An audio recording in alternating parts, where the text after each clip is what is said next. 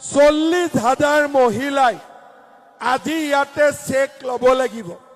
Check নললে হব নেকি? আজি হব নেকি? চেক নললে আজি চেক লৈ যাব লাগিব না নালাগিব?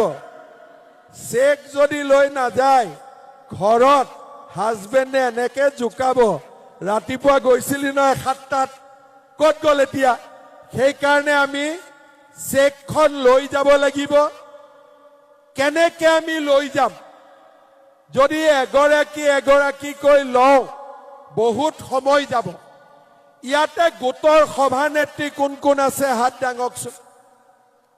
সকলোৱে হাত দাঙক। গোটৰ সভানেত্ৰীসকল বঢ়িয়া। আপোনালোকে কি কৰিব? আমি মঞ্চত ভিঅ সকলক চেক দিম।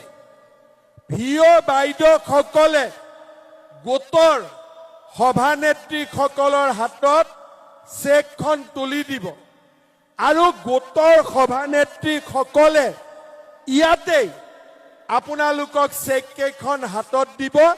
তাৰ পিছত আপোনালোক ঘৰলৈকে যাব। যদি ভাবে চেকখন লৈ গাঁৱত লম, আকৌ 200-300 টকাৰ খৰচা আহি যাব। ইজনে 200 খুজিব, ইজনে 50 খুজিব। গতিকে মই ঠিক কৈছো নে নাই? গতিকে চেক আজিয়ে ইয়াতে লৈ যাব আৰু সকলোৱে মই দেখুওৱা ধৰণে 10,000 টকাটো ব্যৱহাৰ কৰিব।